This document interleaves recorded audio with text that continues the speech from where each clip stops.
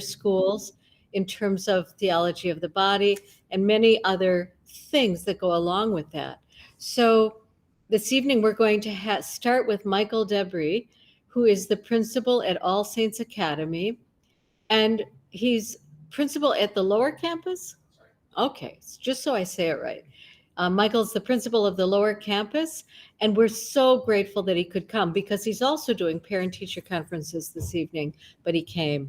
So we welcome you, Michael, and we ask you to share with us all of your knowledge. Okay. Well, thank you, everybody, and welcome if you're here in person or virtually at home. I am grateful to be here with all of you, and I know all the tremendous work that you do on the behalf of your boards. So I appreciate the invitation.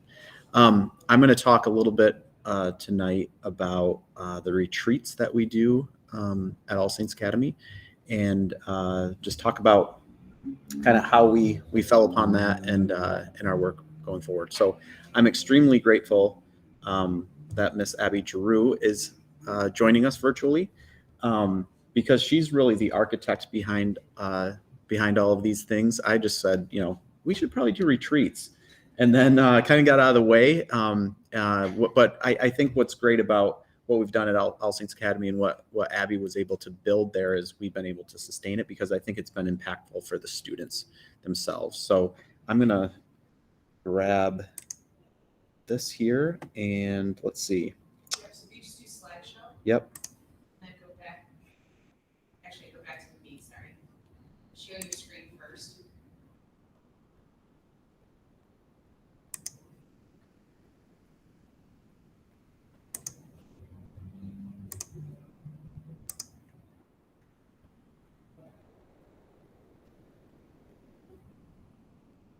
How's that look? And then do slideshow. Now you go back to the meet. You can drag it from the bottom there. Yep. So perfect. Yeah, so everyone's good. Awesome. All right. Well, why retreats? If you think about why anyone might retreat, I think we think about that mostly kind of like in a military sense. That idea that when you are overwhelmed or things are just happening, you might need to, retreat, for lack of a better term, and kind of regroup and center yourself. And that's exactly what we do at All Saints Academy. There's so much going on in these students' lives. There's so much going on just from an academics perspective, certainly a social perspective, all of those things that we want to be intentional with our efforts when we're talking about retreats. And what we decided to do was focus on 4 areas for our 5th, 6th, 7th, and 8th graders. And so what they end up doing is really go on a path from 5th through 8th grade, experiencing something very intentional. As a Catholic school, we know that there are no secular subjects. It is woven into everything that we do. But if we don't retreat ourselves and focus on these things, because these 4 areas we felt were really important, that it might be missed. And I'll just jump to those 4 areas right now. And those were identifying distinguishing characteristics of the church. So the mysteries of the Incarnation, Trinity, Eucharist, and Paschal mystery. And Sarah probably recognizes these 4 mysteries because these were really ingrained into us in our work at Notre Dame in the Remick Leadership Program. And they were so profound to me, and I felt like resonated in my work and then in Abby's work as Catholic educators, that it was something that we could pass on to our students. And we'll talk a little bit about each one of those. In terms of retreats and what you might be looking to do at your own school, I think you can find anything that fits your school community, your mission, your own personal passions, and make it work. I think the big thing is that you want consistency, and you want to be able to drive whatever that is home with your students. So we've got a mission statement at All Saints Academy. We've got core values at All Saints Academy. We've got root beliefs at All Saints Academy. I think designing retreats around any of those things would have been certainly appropriate. It would be fun to do retreats weekly, but there's only 180 days in a school year. And so we kind of focused on these, and we'll just go briefly through what those look like, because I know the presenter after me is going to just blow you out of the water. So, so the incarnation is in 5th grade, and you're all great Catholics, so we don't need to go over what the incarnation is, but it's up here on the slide. And again, talking about there are no secular subjects in Catholic education. And so what does that mean for 5th graders?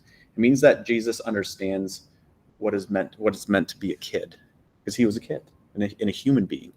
And so for 5th graders, going through a retreat focused on the incarnation, seeing that Jesus, that God came down fully human and yet fully divine, he understands what it is to be a kid. And 5th graders, there's a lot of changes that are going through in 5th grade, and a lot of humanizing moments. And so for them to focus and take a day away and learn what they do during that retreat is really good for that particular grade.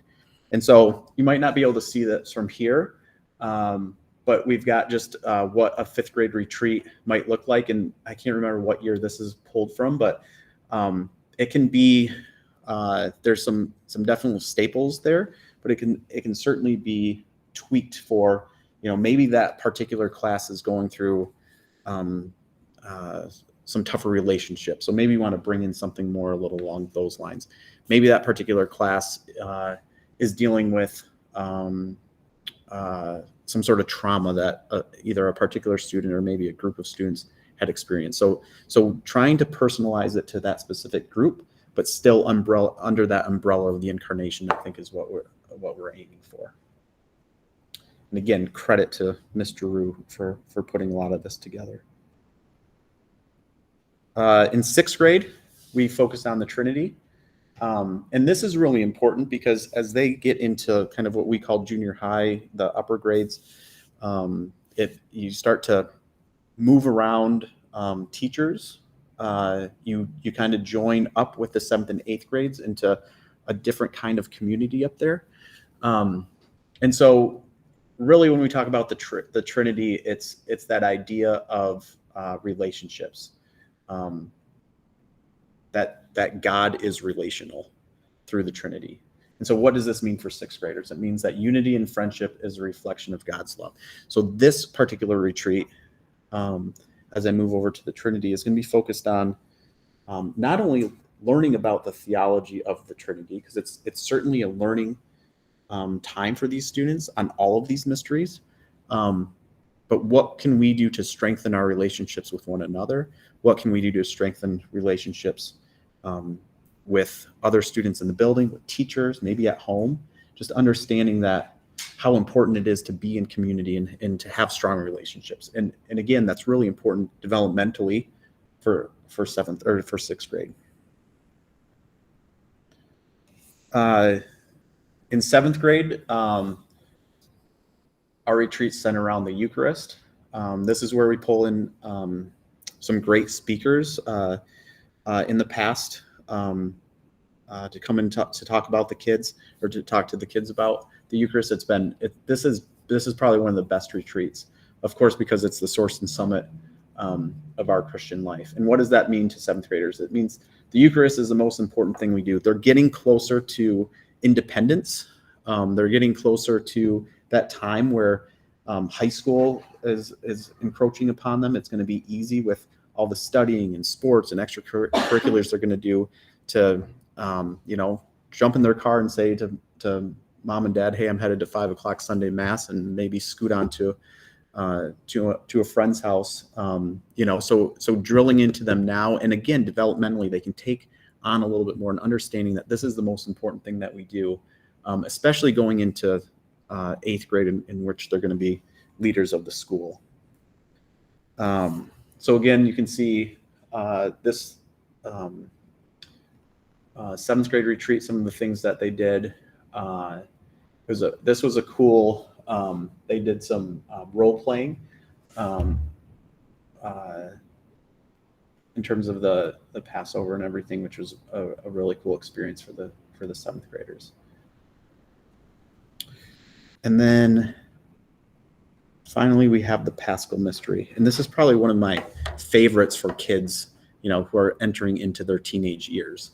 This idea that we focus around Christ's suffering, death, and resurrection, and how suffering and death have purpose, but good ultimately prevails. Like, it's hard being a 13, 14, 12-year-old, any of those ages. There's a lot of suffering and little deaths around this time. Sometimes they don't see the resurrections until they get a little bit older and reflect back. But if we can get them to understand that sooner rather than later, those sufferings might become a little bit easier to deal with, especially, again, launching them into high school where a lot is thrown at them. And if they can understand and use Christ as a model to persevere, that's going to be so impactful, and that's going to give them so much strength. So what does this mean for 8th graders? Life is a lot about letting go, loving more freely and deeply, and dying and rising. And so this last slide just shows a typical retreat day within the Paschal Mystery. 8th grade is great because that's when we do our class trip to Camp Manitoulin. So we do the high ropes course. So kind of overcoming that. There's a lot of team building there. So we do that one day, and then the next day is this retreat. So in terms of like timeline, this is probably the one that's more specific kind of to the beginning of the year. The other ones kind of depend on what the calendar presents that particular year, how the specials fall, and different events throughout the year. But that's kind of in a nutshell All Saints Academy and our retreat kind of layout for 5th through 8th grade. I think it's been well received by the students and by the staff. It seems to be a day when there's a lot of energy. The staff has been so critical in implementing these, because those are the ones who are going to be with the students and leading them throughout these retreats. And I think we've gotten pretty good feedback from the students themselves. Again, I hope one of the things that comes out of this as well is the students get to experience these types of retreats, so then when they go off to high school and there's even more retreats offered to them, it's not something that is foreign to them, that they feel comfortable. They feel comfortable attending. They feel comfortable sharing. And so just kind of building that experience for them in the future, because you never know what you're going to learn about yourself or maybe about the faith or other people when you don't take a step away, retreat, and really focus and reflect on those things. So I don't know if anyone out from home connecting remotely or in here has any questions about retreats at All Saints Academy and the kind of impact it does. So I'll just give you a couple minutes and try to answer the best I can from here.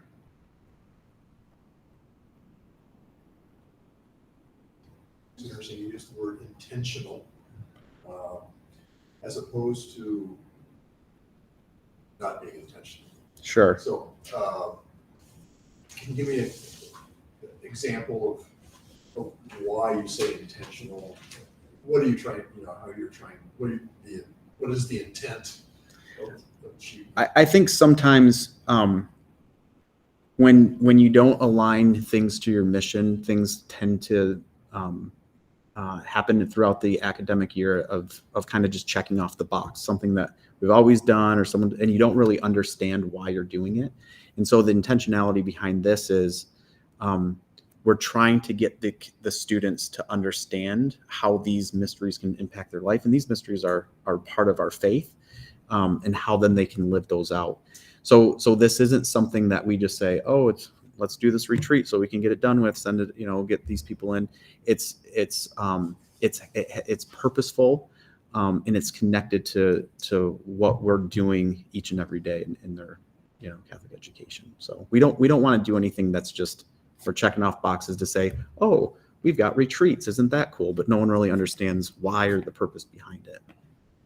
So, Mr. Debbie, everybody here is a member of a mission effectiveness committee in a school. Mhm. So what would be the role of the mission effectiveness committee in supporting or assisting or having retreats at a school?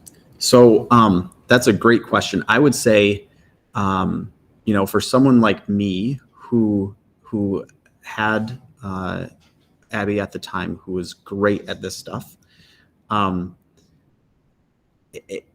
and knew where the resources were, I could lean on her to find those. There might be principals who might not know where to look for a speaker, who might not know where to look for resources. But if I said, hey, do you know anyone that could come in and give a great talk on the Eucharist? Or do you know anybody that could really speak to the Paschal Mystery, or whatever your retreats are focused on?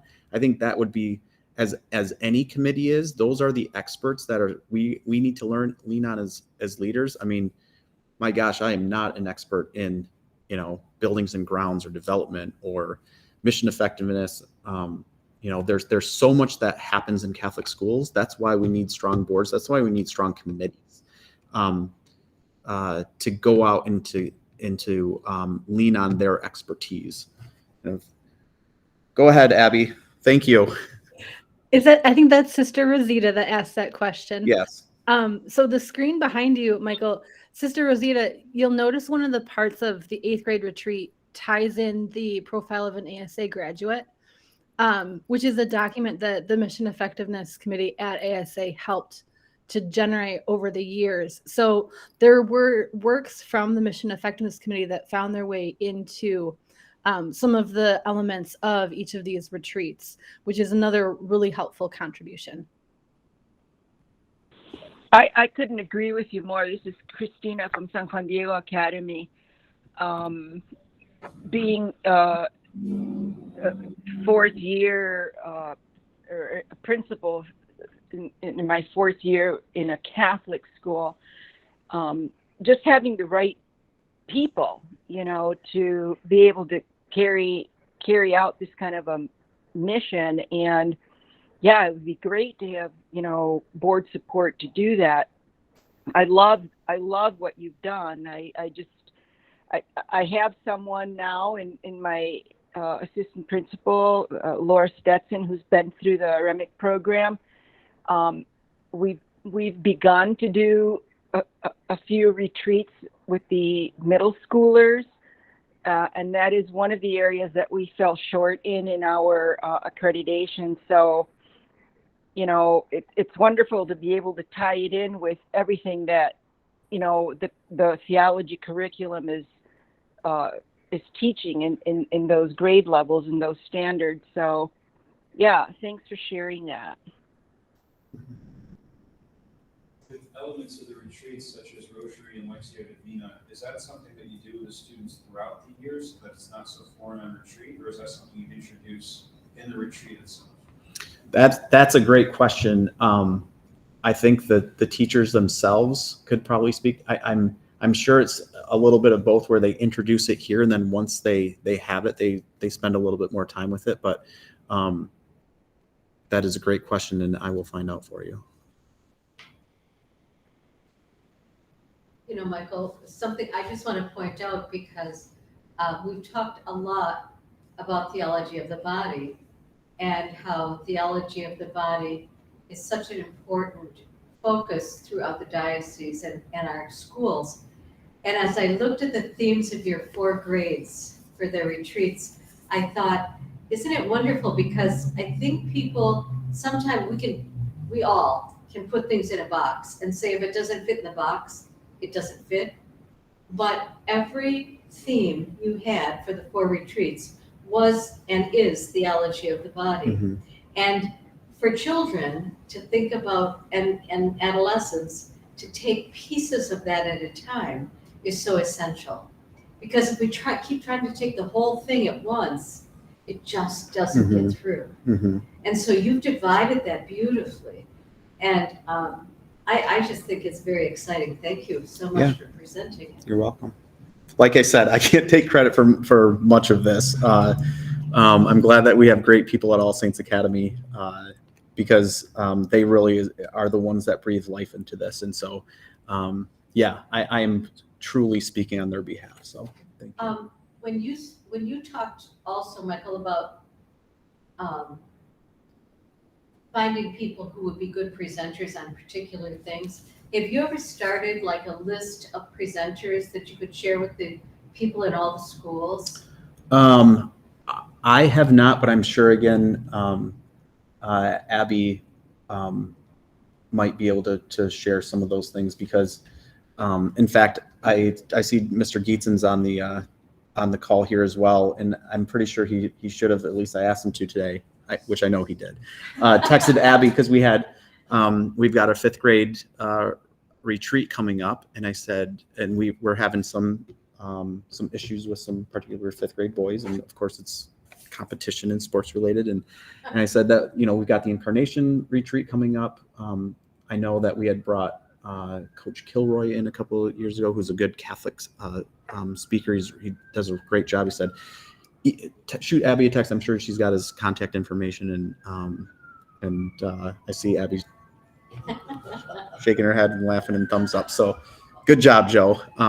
So yeah, I'm sure that would be a great thing. I think even for the Office of Catholic Schools to say, hey, who have we reached out to? What's a good list of? We do that for kind of mental health providers, things like that. So just another resource of like, hey, I'm dealing with this or I'm dealing with that. I've got this coming up. Who would be a good group to come in? Encouraging when you're thinking of trying to put a retreat day together to have that kind of list. Mhm. So all the principals could feed into that. For sure. And then I guess that's a good point that I had thought about. I think it's important to make sure that these types of experiences for kids are backed up by the proper resources. Correct.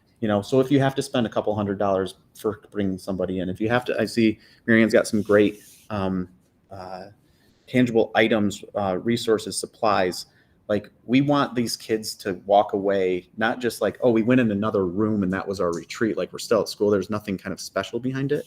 Right. Work with the board or work with, development to make sure that these get built into the budget, that because retreats are tough and they can get expensive, and we don't want to cheapen the experience because we're trying to cut corners, because I think these can be so impactful for these students and can be lifelong lessons and experiences that can really shape. I mean, how many people went on, you hear priests or religious sisters who it was a retreat that kind of, it clicked for them. They went on a retreat somewhere, something, shook them in their heart and said, this is the direction that I want to go. And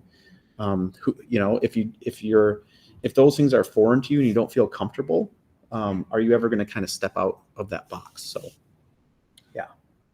I was wondering, and maybe Abby can share too, like I see, so on this agenda that you have up front, you have, the 135, goals to share with parents and conferences. So I'm just curious, with these retreats, how involved are parents? If at all, are they involved, or what information do you share with them for them to be able to have conversations with their children at home?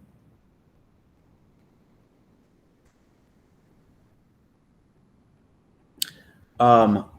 I know with the 8th grade, that one is really big with the parents because that's kind of the launch into 8th grade year. Right. I would have to go back and talk with Joe. Maybe Joe might go. I'm sure. I would imagine that agendas and things are being pushed to parents so that they're aware. It's not, what'd you do today? Nothing. You were at retreat all day. Like, what are you talking about? Typical, 13-year-old answer. So that's a great question too. I'd have to look into that. I would hope. It's great having kids at the school. My oldest is in 3rd grade, so now I really know what's being sent out on the behalf of parents, but so they're not quite up to the retreat days. Yeah, that's a great question. And so the teacher, the classroom teacher of the class is the one that you have this wonderful outline and how the day goes, but then the teacher is the one that actually implements it and goes with the children, make sure you have the speakers or the. Yeah, so it depends. It's definitely, so 5th grade is self-contained at All Saints Academy, and then 6th through 8th is rotating around content areas. So the religion teacher is probably the biggest driver behind these, but because of the schedule and because they've still got to teach throughout the day, we've got other teachers who might come in and take a session and lead there. So 6 through 8 looks a little bit different than 5th grade with being self-contained.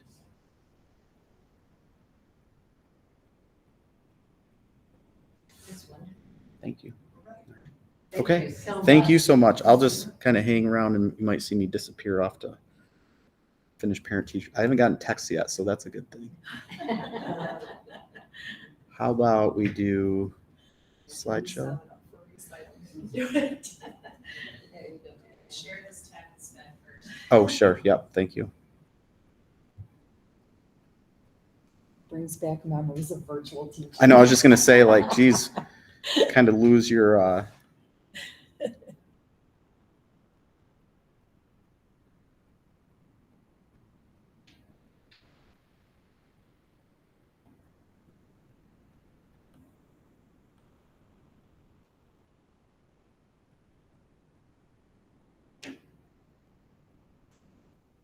Thank you, Michael, for doing that. I love that I have the opportunity to see what another Catholic school is doing, because I feel the collaboration is so good for us to be able to share. So I love to hear what All Saints Academy is doing. So can they see me or can they not see me? Do I need to stand? The camera's right there. Do you Okay. see it? Right there. Okay. And do I need to stand here and look at the camera? I do. So, yeah. Okay. Someone in that frame, and Okay. it's totally fine. They have your slideshow on the screen. Okay. Okay, so I'm Mary Ann Bridge. I am currently the kindergarten teacher at St. Thomas the Apostle. I love my job and I love it every day. I was formerly I was a preschool teacher. Before that, I was a Spanish and French teacher, and I've also had the privilege of being a Catechesis of the Good Shepherd catechist for the past 20 some years. So my presentation has some elements of each of those. I've also, I teach religious ed in the evenings on Monday night, and I've taught at the 3 different Good Shepherd levels, the 3 to 6-year-olds, the 6 to 9-year-olds, and the 9 to 12-year-olds. And through that, because of that, I've had a lot of experience with the retreats at our school. So I'm going to talk mostly about sacramental retreats, but I can also speak to other retreats in our school a little bit like Michael did. Okay, do I just go to this arrow? Okay. Okay, so for sacrament preparation, it is a 2-year process for almost all of the sacraments. The retreat is the culmination of those things. We have I focused on First Communion, reconciliation, and confirmation. I do want to say, because we were talking about theology of the body, that our school uses the Sophia Institute curriculum all throughout our theology curriculum. And we also use Catechesis of the Good Shepherd. So we sort of have those 2 curriculums. And then specifically, we have a time when we teach the theology of the body curriculum, because that's sort of another element of the Sophia Institute curriculum. So that is implemented throughout all of our grades and classes. So in the retreat, we can easily put those elements in, because it's not something new to the kids. They've heard these things as the years go. And we start with our littlest learners, right? We start with our preschool and kindergartners talking about these things so they're comfortable with these things as the years go. Okay, so our First Communion retreat, we have parent child meetings, we call them, that are happening throughout the whole year leading up to the retreat in the spring. It takes place the Friday before the sacrament, and I love it because the school kids and the religious ed kids come together as one group.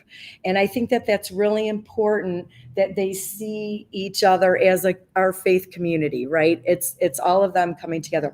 It's a full day long from 8 a.m. to 3 p.m. And you see here, it's a whole team of people that come together to do the retreat. Catechists, teachers, parents, our priests, sometimes our deacons, all accompany the kids on this retreat. And you can see here Father Jim talking with the children as he does on the retreat. I know that this is sort of small to see, but I have a folder here. I'm just going to pass this around, and you can take what copies you want. My friends who are virtual, I'm sure we can get a hard copy if you'd like one of these, but these have just some of our retreat schedules in them that you can pass around and take whatever applies to you or your school, because this print is a little bit small. So you can see here, this is the retreat schedule. And you can see that our priest is a part of lots of different of the sessions. You see these group rotations that are here, the first group, the second group, the third group. Those are specific presentations for the Eucharist retreat. Most of them are Catechesis of the Good Shepherd presentations. So I just brought as one example, because sometimes the presentations change based on what's happening in the classroom, things we need to address. So I apologize, virtual people, but I'm going to just show over here for a second. This is such an important, this is the Eucharistic presence presentation. And our kids have grown up with Catechesis of the Good Shepherd, and we tell the story with these materials. It's a Montessori form of religious education. So the kids have seen this since they've been 3 years old. And so they hear about the Good Shepherd, the sheep follow him, they know his voice, and the kids have worked with this a lot. So this presentation of the Eucharistic presence, the Good Shepherd leads the sheep to the altar. The sheep come around the altar, and the Good Shepherd goes on top of the altar. Okay? We begin to replace the sheep with the people around the altar. And then we take the Good Shepherd and we put the Eucharist on the table, and we talk about that there are some sheep. The kids all know that the Good Shepherd is Jesus by this time. They figured it out because it's an inductive process. And they know that certain sheep have a special role, and that is our priests. And so we no longer need to put the Good Shepherd here because he's here. And so the kids, they totally get this. They understand the real presence of the Eucharist. So this is a powerful part of our retreat. They might have seen this presentation when we've done it with them in Good Shepherd, but on the retreat, they're getting that reminder before the sacrament. And once they are presented with the material in Catechesis of the Good Shepherd, they can work with it forever after. So that's a beautiful part of the retreat. So I tried to enlarge the print so you could see it better here. The communion DVD, I'm not sure what that is, but it's something talking about First Communion. Okay, and so we have the first group rotation, the second group, recess and lunch, important part there. And our religious ed kids get to go out to recess with the school kids, and they sort of take them under their wing. So it's a really beautiful collaboration. So here we have the third group rotation, and then they practice lining up for the First Communion procession. And that was the picture you saw with Father Jim talking to the kids about that. Usually our group is too large, so we have to split it into 2 different dates, and that's what you are seeing here. And one group is practicing receiving the unconsecrated bread, and the other group is meeting with Father Jim, and then they switch. So breaking them into smaller groups is very helpful as well, because when you get too many kids together, it tends to be chaotic. I broke down a couple of the rotations here. I showed you the Eucharistic presence presentation, but often we have a bread baking workshop where the kids get to make unleavened bread. so that it's sort of a, an experiential thing. The origin of the Eucharist is another presentation that traces the history of the Eucharist throughout time up to the present day. And it's a beautiful, beautiful presentation. Again, it's another Good Shepherd presentation. Then we have another one called The Synthesis of the Mass. And so this is tying all the different elements of the Mass in, including the epiclesis, the offering, and the kids, it's like right before they receive, all of these things sort of come together on the retreat.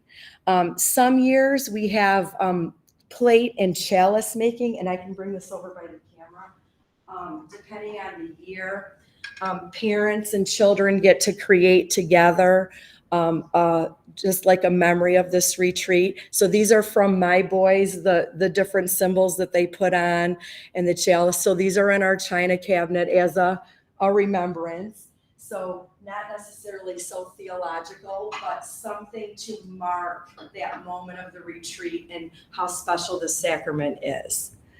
So any questions about the Eucharist retreat? How involved are the parents who are in your religious ed program and those that are attending your school?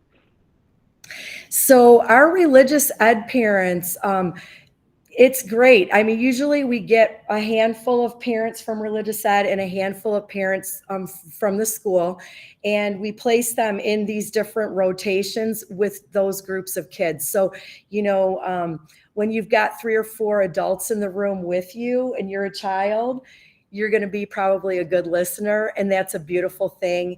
And it helps the retreat to be able to be more hands-on and for us to be able to do small group discussions with kids, because especially at this age level, we need to have an adult present there with the kids.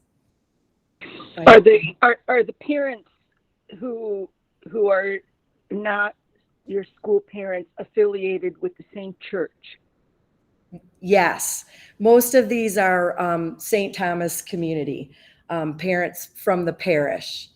And so some of them know each other from church and things, but they have agreed to come on the retreat, which is a beautiful thing. They're accompanying their child. So it's definitely, parents are a big part of our school. Parents are partners is one of our promises at our school. So I hope that answers that, Christina. Yeah, do you benefit at all in terms of those parents registering with you as a result of the retreat? Like you are registering for the school? Yes, becoming part of your school community. Definitely sometimes when parents see what's happening, they do enroll in the school. It is true. I wouldn't say, the majority, but definitely a few each year, I would say, because of the retreats. Thank you. Awesome work you're doing. What did she say? Oh gosh. Sometimes. Okay, so we're going to go forward to, so here's just a few of the pictures. Father Jim always renews the baptismal vows, which is a beautiful thing that he does with the kids. So here they are around the baptismal font, and our deacon Dean. Here is the recipe for the First Communion bread. So if you're interested in doing this, this is the recipe that they use. And as another project, there's this name banner. The parents and students together create this. They just make name banners that are hung on the pew where they're going to be sitting for the First Communion Mass. And so each family sees where the names are, and they know then they've got that pew to sit. And the kids get to create it, and they put symbols of the sacrament, and you can see some of those things listed there. So those sort of extra things that just make the day so nice. And then I just said, because I feel the retreat, they see how special it is, and they're so reverent on the day of the sacrament, and they're all engaged here, they're listening, and it's just such a beautiful thing. Okay, so for reconciliation, Father Jim starts with our preschoolers with reconciliation. He uses the right in Form B, and maybe, I don't know if you guys could speak to that, but he takes them on the altar. So the teacher goes with them, and he has them choose. He does it different depending on the time of year. For around Advent, he has them choose a gift box, and each gift is something like peace with my family, helping out around the house, like different things like that. The child chooses one of those gifts and meets one-on-one with him on the altar. The teacher is reading books with the kids and things, keeping the other kids occupied while he's meeting one-on-one with these gifts. So they come and they might need peace with their family. And so he just talks briefly to them, and then he gives them absolution. And it's the right in Form B. That's all I know. Okay. And then in 4th grade, so they have received reconciliation when they receive Eucharist. Okay. So then in 4th grade, he does the right in Form A. And that's when all of the elements of the sacrament are present. So here I have this child here reflecting, and he's done this way for years. And I have to say it's beautiful because I was the preschool teacher, and then I'm the kindergarten teacher. I watch how he does it, and it's beautiful. And in Lent, he does it with crosses. You know, these are different crosses, and they're heavy crosses. And so which cross do you need to take to Jesus? It's really beautiful. So here's a little bit of this retreat schedule. And again, we stuck with these rotations. So 3 small groups with different rotations, so that the kids get a chance to experience a couple different presentations. So this is an example, this one here, this is the Good Samaritan. And so you can see here, you can see the different, here's the man on the road, here's the robbers, and then the different people that pass by, the Levite, they pass by on the other side, and then the Samaritan who comes and stops and helps the man and brings him to the inn and even pays to have him taken care of, and says, I will repay you whatever more you need. So again, these types of presentations really help the kids to understand those elements of reconciliation and forgiveness. So I brought that one to share. But again, So do you buy those, or do you make those, or where do those come from? that is such a great question. So those of us in Catechesis of the Good Shepherd laugh, because when I first signed up for the training, so it's 90 hours of training for each level. So 3 to 6-year-old levels, 90 hours of formation. And the very first question I asked was, where can I get those? And the lady started laughing, and she said, you have to make them. It's part of your formation. So I'm the first to admit that I am not very artistic, but I had great people that took the training with me who know how to use a bandsaw and all of these different tools to help create the materials. And so I might have painted some of those things, but we all had a part in creating the materials for the atrium is the room, the special room that has these materials. So this is just a few of the things, but I would love to show anyone who wants to know about Catechesis of the Good Shepherd. I would love to show that. My good friend Annette Whitty was our formation leader here in West Michigan. She's in Arizona now, but she's training a few of us to be formation leaders in the future. So, but the materials speak for themselves, and the kids get it, and you don't need to give a lot of words because they get it. It's a beautiful thing. So again, prayer and catechesis with Father Jim in the church. Father Jim has a lot of involvement. Okay, I'm going to talk about this project in a second. Let me go forward here. So again, after lunch, the 3rd rotation, project sharing, and then Father Jim gives instructions because after the retreat, that night is when they receive reconciliation in Form A.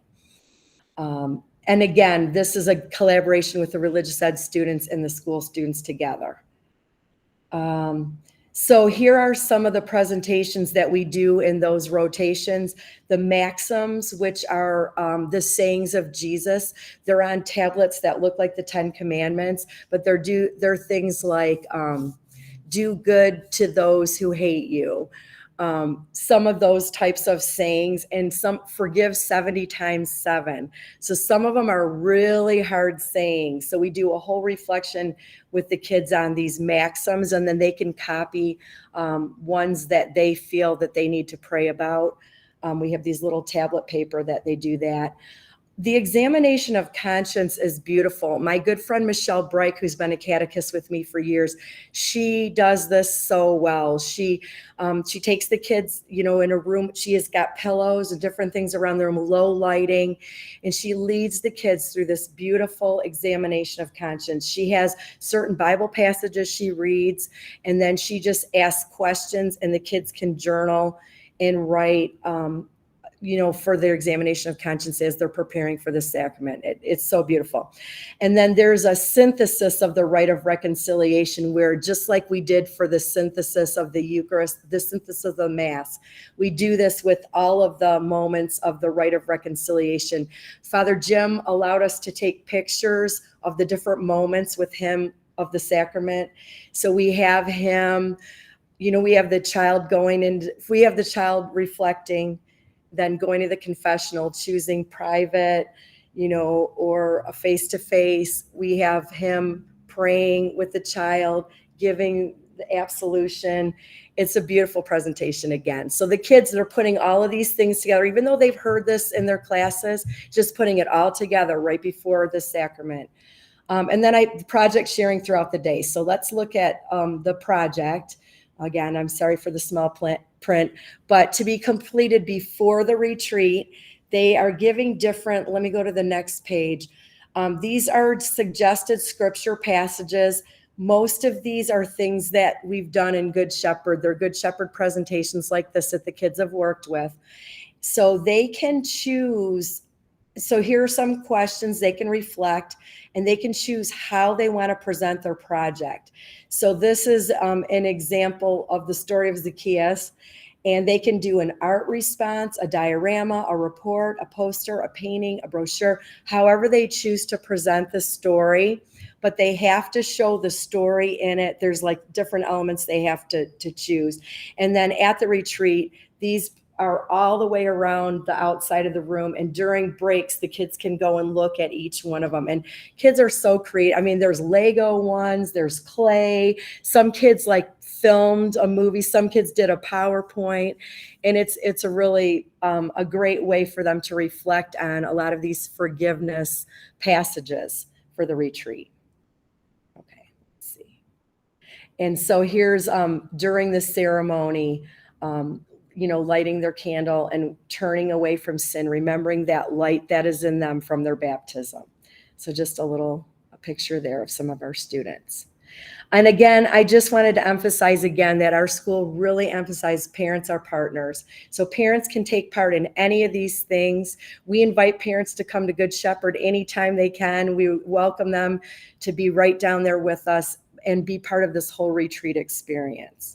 So I love that picture of them praying together. Okay, so any questions about reconciliation? And I gave handouts that had the project and things like that on it. You there? Okay. Now, confirmation, I will be the first to admit that I have not gone on this retreat. Usually I'm teaching when this retreat's going on. So when I've been a sponsor, I haven't been able to attend the retreat. But sponsors, parents, again, are all invited on the confirmation retreat. Here is, so AQ Light, which is a group from Aquinas College that puts on retreats. They are the ones who facilitate this retreat, and they do a beautiful job. So a lot of these things that they do, these are things that they've come up with. They do different skits. They practice these things as part of their group AQ Light. So, let me show you. So here are some of the goals of the retreat. And again, some of the crossover with Michael's presentation are elements on these retreats as well. I think what he said resonated with me about giving the kids space and time to have a deeper encounter with Christ. I think, just like he said, the days are so crazy, and sports and all of these extracurriculars and homework and pressure and taking, exams to get into high school, all of these things weigh on our kids. And we need to give them that space and time. And I feel like that's what these retreats really do. It gives an intense focus. So I think that's important. So again, I put the retreat schedule in their AQ Lite schedule, and we have hard copies here. They name the groups after different saints, and I don't know if the group gets to choose their saint name, or it looks here like they chose these saints. And they call, so it's kind of like the house system in high school where they have the different saint houses. This is a little bit similar, and this is sort of their hangout room in each of these places that they go to across the retreat. And so again, a video, a prayer service, icebreaker games, so important. And then some of these specific presentations about God the Father's love. How does he communicate his love? This is a time I feel when students really need to hear that message again, that God is always there for them and always there ready to love him. And so again, the lunch and recess in there, even big kids need to have recess. And religious ed kids are there as well. They have adoration as part of this retreat and vocational discernment. Father Jim talks about this, different vocations. And a little bit, Michael had that focus at one of his retreats as well. And then I think this is so important, small group prayer time. So again, giving them that time and space, and the sending forth. So here's just a couple slides at confirmation. And Bishop Walkowiak does such a beautiful job with that. So I talked already a lot about Catechesis of the Good Shepherd. It's a Montessori methodology, hands-on, and it's a contemplative method. And I wanted to stress that as well, because we believe our presentation is very short to the children, then we send them to work. So ideally, they would have a 2-hour work block. In my school day, we're a half-day program in kindergarten, so that is hard to give them 2 hours to work. But we do try to give them at least 45 minutes of that contemplative time. The kids work in silence. We do not allow them to talk out loud during that time. It's hard for preschool and kindergartner, but they can do it. And I know they can do it. And so we're very strict about that. We are not talking unless we're talking to Jesus inside our hearts. And so the kids are very good. Father Jim came down one time and he's like, I didn't know anyone was even down here because they were all working. It's so beautiful. So I think that that's important, building that contemplation. And so you see here how this little girl's working with the Eucharistic presence here. And the kids who can't read, they can ask the catechist to read the story to them, the ones who are very little. They'll call you over to light a candle or to read the Bible story to them. We have retreats at almost every grade level, like similar to what Michael said. This is my kindergarten prayer partner retreat, and it's next Thursday. The kids are all matched up with a prayer partner, and sometimes we have a group of 3 like you see here.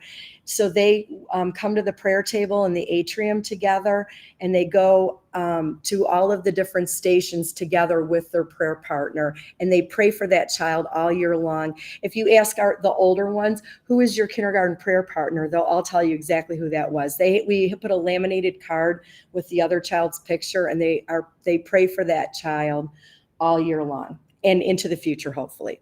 So it's a nice collaboration. And when we need kids to pair up, we say, find your prayer partner. So it's a beautiful thing. Okay, so I put the 7th grade leadership retreat. It's really the 8th grade leadership retreat because it takes place right before the 8th grade year.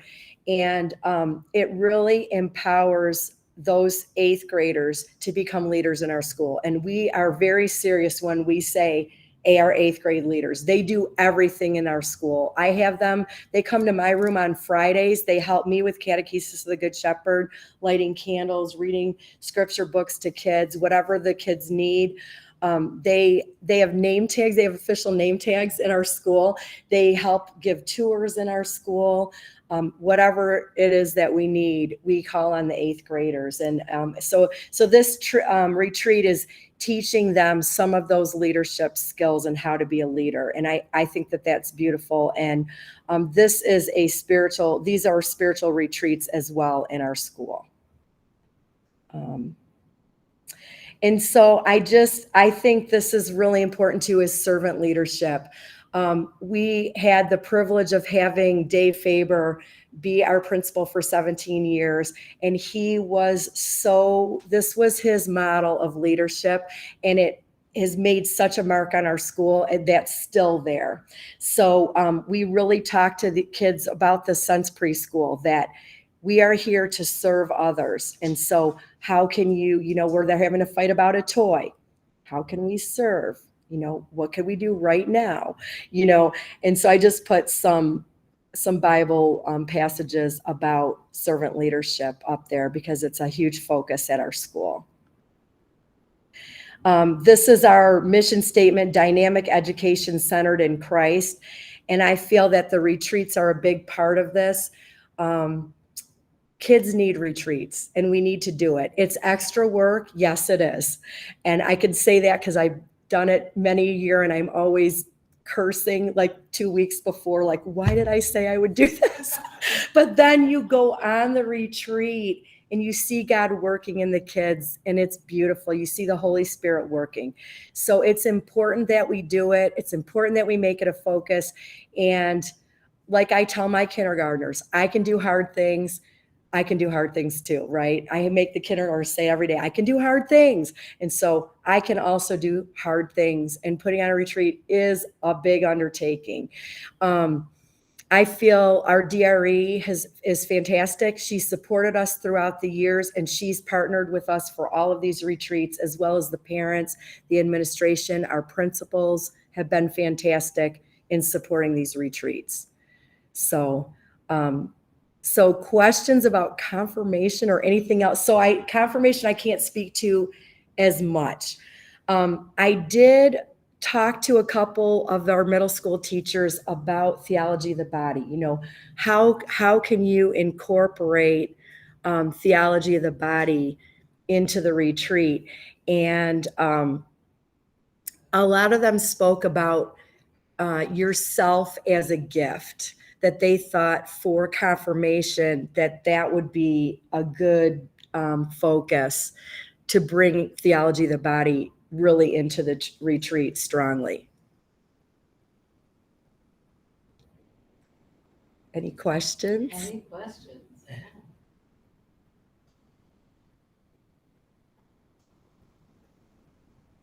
I think I'm just so impressed with everything you've done.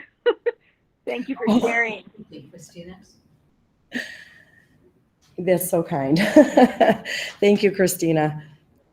I think the wonderful thing about tonight is we can see what two parish schools have done to provide retreats. And it's all at the basis of it all is theology of the body. And what your middle school teacher said is so true in terms of each person being such a gift and a gift from God.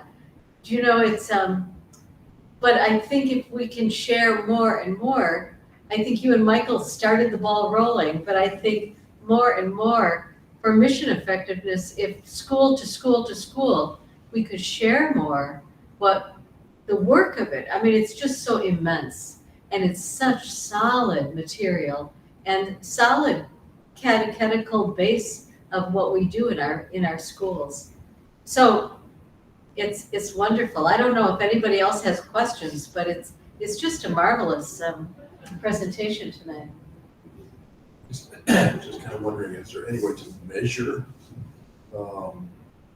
the points you're trying to get across with this also to you and Michael, I guess, and Abby, she's still there. Yeah, she's still. That's a great question. And actually, I helped with some of the theology standards. I was on some of the groups. And so the one thing that's so hard is that you can't measure the personal relationship in the child's response. You know, like I can see external things, but I can't see the internal things so much. So, you know, like to grade a standard, we had a whole big discussion about this because it needs to be in the standards. But I, as the teacher, it's something that's sort of immeasurable. I mean, I don't know what other people think, but this was a big point of discussion. So from the retreats, I mean, I would say by the fruit, right? Like, are we seeing our kids do servant leadership? Are we seeing the kids treat the Eucharist with reverence and knowing that that is Jesus Christ? You know, we can look for those fruits coming out of the retreat, but as far as the interior spirit, that's a lot harder. I mean, the child could self-evaluate, right? They could self-evaluate for sure. The older students for sure can, you know, do a reflection on, you know, interior, what's happening. Our little kids often don't know that. You know, I deal with the little ones. But yeah, that's a good question. Does anyone else have comments that could speak to that? It could be a wonderful project for us to consider, though. How do we measure? I mean, do we see a consistency or an increase in participation in weekly mass? Do we see, you know, some of those measurements? Do we see more parents wanting to be involved, if not in religious education, but in the classroom? Do we see people more interested in serving the school in another way and the parish? Those would be wonderful measures. And I just don't know if that kind of thing is in vogue yet, but. I think though too, you said right, students can be self-reflective. I think capturing testimonials, you know, asking students to share, you know, their experience on the retreat in some way. And, you know, just trying to sort of draw out from them and you know, catching those moments where they do talk about hopefully, you know, dwelling with the Lord, right? And the way they encountered God or maybe were changed in some way or looking at something, you know, with new eyes. So I think a student testimonial is a really powerful way in some ways to quantify because that's the goal of the retreat, right? You're right. Definitely. It's not something we always can see. It's sort of how the student's feeling. We're going to view the world potentially differently. And I think our 8th grade leaders show a lot of those things. Not all, but many. And we have the education and virtue program where we, for 2 weeks, we focus on a virtue at chapel in the morning. And I feel like, you know, my little kids, while they can't always say the virtue like fortitude, a lot of them can describe it because for 2 weeks, the chapel speakers get up and speak about that.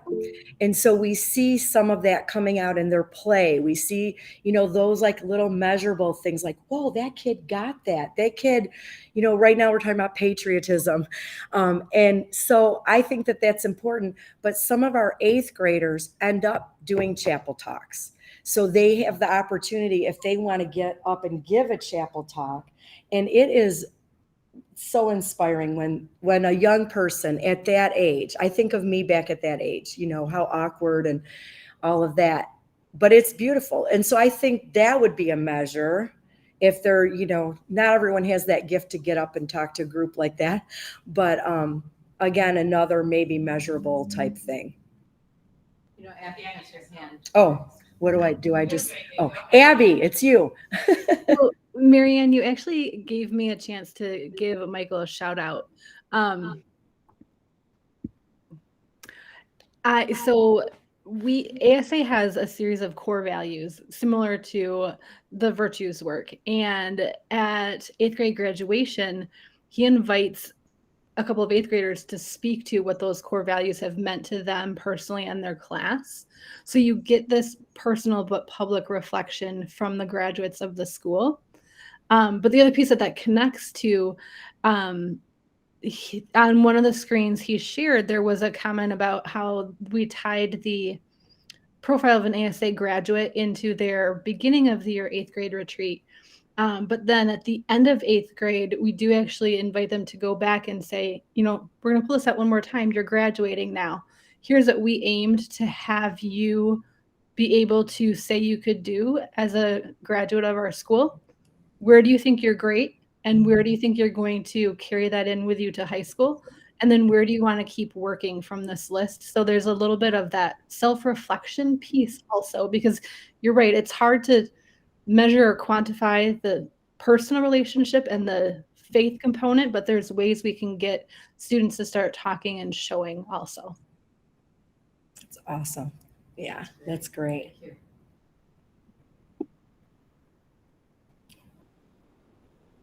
Anyone else have any other questions or comments?